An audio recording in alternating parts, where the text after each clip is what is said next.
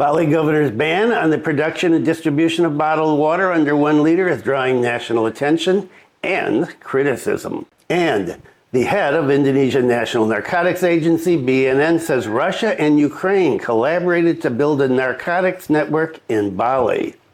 Stay tuned for details on these and other stories.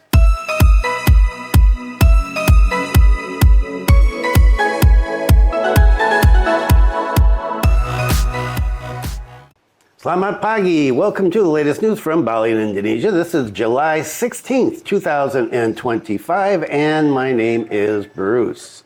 And what is the weather like today? It is lovely.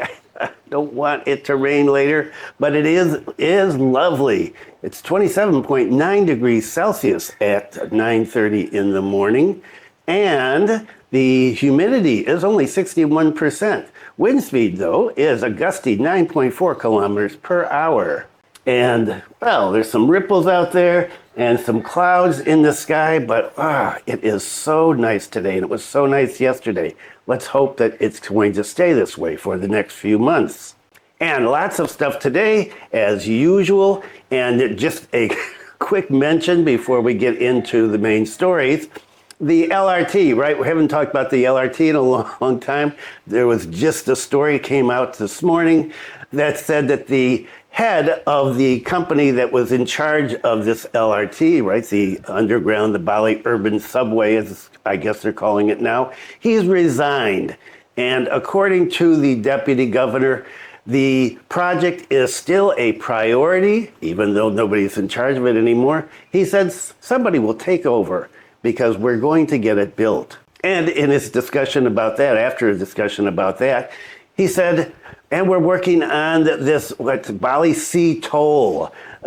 What is that? That is the transportation by sea from the airport to Canggu and places like that. He said that we are working on that, and that is going to be a big priority too. And well, the Bali Sea Toll, the LRT, the North Bali Airport. And in the meantime, one of the major stories is about the road situation and how the infrastructure in Bali seems to be collapsing in terms of roads and transportation, because traffic up here is, wow, crazy. And we'll talk about that soon. So let's get started with the first story.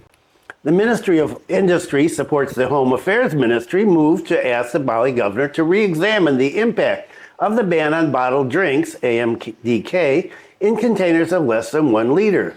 The Bali governor's recent policy banning the production and distribution of bottled water under 1 liter as part of Bali's Clean Waste Movement is drawing national attention and criticism. While the Ministry of Industry and the Ministry of Home Affairs both support the environmental intent of the policy, they're urging Governor Wayne Koster to reconsider or at least review the impacts, especially on business and tourism. The Deputy Minister of Industry, Faisal Rizal, emphasized the need to include business owners in discussions, suggesting that the policy could be harmful to industries if implemented without consultation. The Director General of Agro-Industry said the ministry supports proper waste management, plastic waste management, but stressed that collaborative solutions are needed to avoid harming the local economy. The Deputy Minister of Home Affairs echoed this, saying he's received complaints from bottled water and soft drink industry. While he praised the policy's intent, he warned that policies like this need to be balanced with economic realities and grounded in data. So after industry figures complained to the governor and, well, they got nowhere, they went over his head and went to the ministers in Jakarta to plead their case. I'm sure the governor is very pleased with that.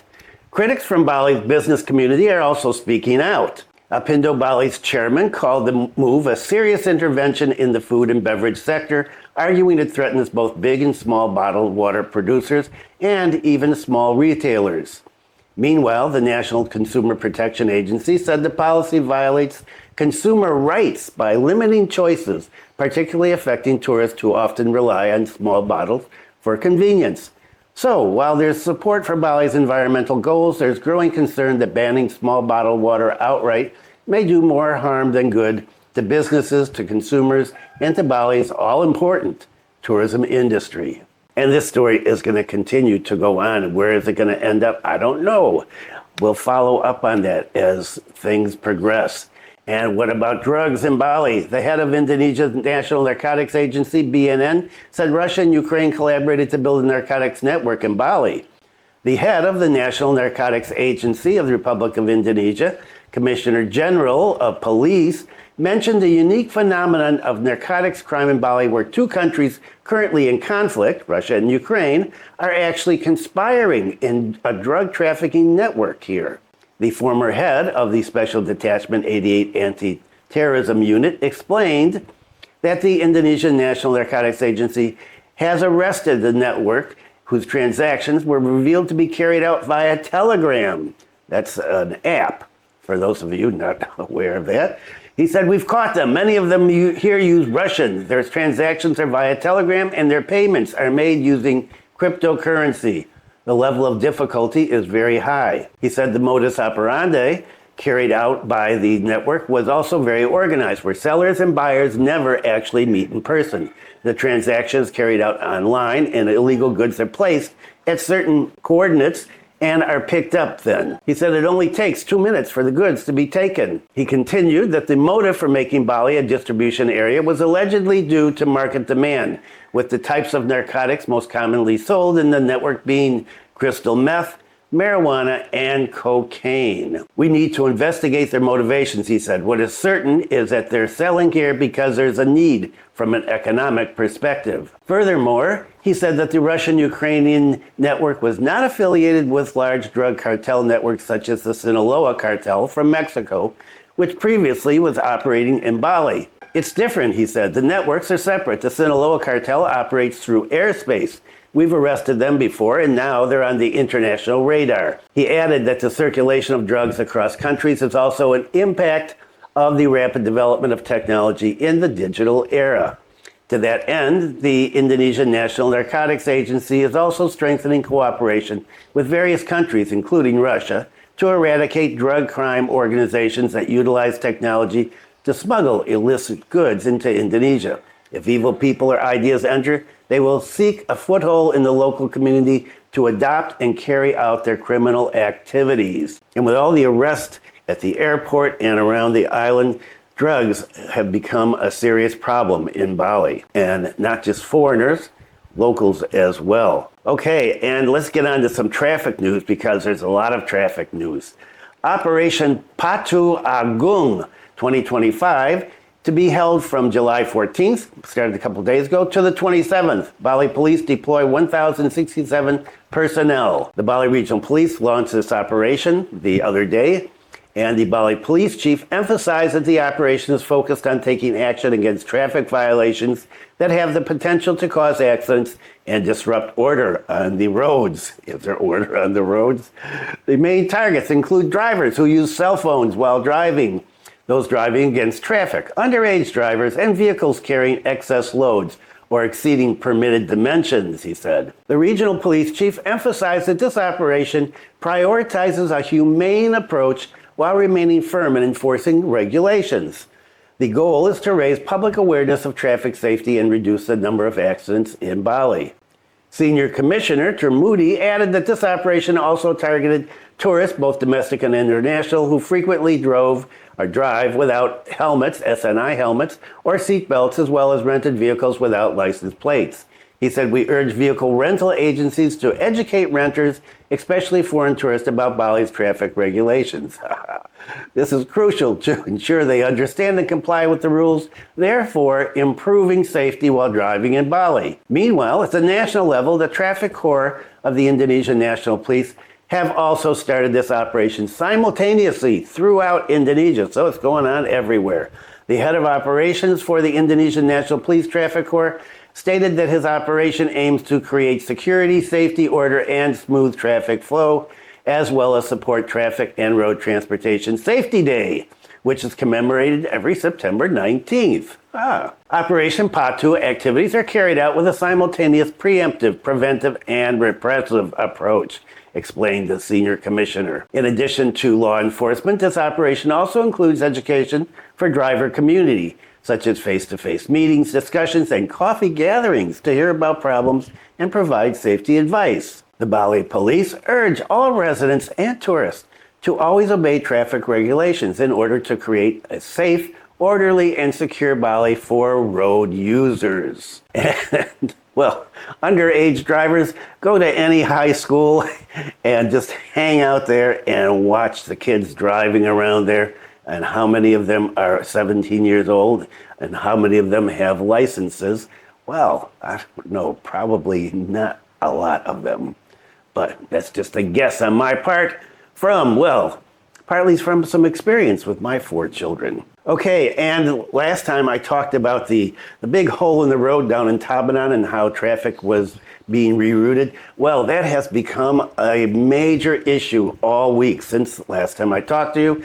And traffic is just, the road from Singaraja to Denpasar through Badugal, packed with vehicles and accidents, trucks turning over, motorcycles trying to pass, trucks, slow-moving trucks going uphill and getting into accidents, and the people being routed not just up through Badugal, which is a really difficult place for big trucks to go if you've ever driven that road, but all the way down the East Coast Road, past Talamban and Karangasem, and all the way to Denpasar that way, so a long way. And there's been a lot of complaints about that. And so let's talk about that. The Denpasar-Gilimanuk route is closed. Trucks and buses are trapped in extreme terrain. The temporary closure of the Denpasar-Gilimanuk route due to a road collapse in front of the Bajera Market in Tabanan has resulted in the diversion of large vehicles such as trucks and buses. The majority of vehicles are diverted via the Gilimanuk-Singaraja route and then via Singaraja-Denpasar or Singaraja-Amlapura. However, the steep and narrow terrain on these alternative routes has led to several traffic accidents, a lot. Some, the large vehicles unfamiliar with Buleleng's routes, have even been misled by Google Maps, surprise, surprise, leading them to traverse dangerous terrain. Buleleng Police Traffic Unit Chief revealed that during this traffic diversion, his team recorded 2 single-vehicle accidents or out-of-control accidents in Sukasada. Both involved large trucks that encountered problems navigating a steep incline. In addition to those 2 reports, there were several other accidents. However, not all of them were reported, but they are on local media. And even Nilu Jelantic had a bunch of images of accidents on her Instagram account recently. To anticipate similar accidents, the Buleleng Police Traffic Unit personnel have set up security measures at strategic locations. This includes the Banyuasri Market here in Singaraja, the 3 monuments, Sangket Terminal, and several other locations within Singaraja. At these locations, officers advise large vehicles to avoid the Gitgit route, which has many sharp bends and narrow roads, and instead use the Singaraja-Amlapura route, which offers safer terrain for large vehicles. But that's proved problematic too. The Gitgit route is prone to large vehicles, especially those with 3 accidents or more. There's a high risk of accidents, vehicle breakdown, and even broken axles. Drivers unfamiliar with this route are also highly susceptible to losing control. As a cautionary measure, the agency recommended that vehicles with 3 axles or larger transfer their cargo to smaller vehicles for greater flexibility. A similar appeal was issued to large buses not to use the Singaraja-Denpasar route via Gitgit while the road closure remains in effect. Now, despite the fact that people are being told don't use that if you're in large trucks or buses, videos are all over the internet of large trucks and buses going up that way and having problems. But one of the alternative routes, well, guess what? Road collapsed there too, and so they had to shut that off. Repairs began on Tuesday on a collapsed road in Tista Village in Tabanan. The damaged area is one of the alternative routes affected by the collapse of the main Denpasar-Gilimanuk road in Bajera Village. Tabanan Deputy Regent made this statement while inspecting the progress of repairs of the collapsed road in Bajera. He said that he had inspected the damaged road in Tista before heading to Bajera. He said the PUPR agency and partners have been there and work has been started as of yesterday. Although the pothole in Tista Village is not as severe as in Bajera, the Tabanan Regency government continues to emphasize the importance of expediting the repairs to avoid further damage. Currently, traffic at the site is restricted with only two-wheel vehicles permitted. The road is one of the alternative routes for vehicles diverted due to the collapse of the road. He said, "We are going to repair this as soon as possible." The Tista Village head explained that the road collapse was discovered Saturday night, but by Sunday morning, the hole had grown even larger and deeper because people kept using it. To prevent accidents, village officials immediately fenced it off and reported it to the police and the PUPR. The ground beside the culvert was eroded, causing it to burst. The depth is approximately 4 meters, width 1 to 2 meters. So traffic usually is crazy. Now it's even crazier. So hopefully this will get fixed. And so we have this situation where people are concerned about the LRT, building the LRT and building the new airport and the sea toll routes.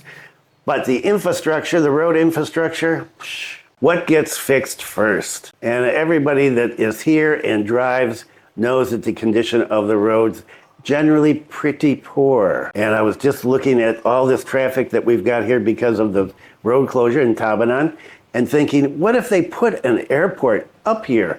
What if they actually build the airport just down over in Kubatambahan? How are the roads the way that they are now going to handle all of that traffic, if there is traffic? They're not. Traffic up here will become just like traffic down there. You're just going to be moving it from one place to the other, or just increasing it from one place to the other. Anyway, if you follow this channel, you know my feelings about the airport. And I don't know if this one is going to get in here or not. I may have to cut this off.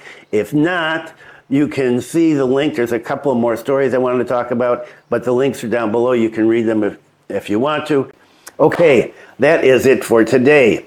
Thanks for viewing. Be kind to someone. Take care, and I will see you next Wednesday.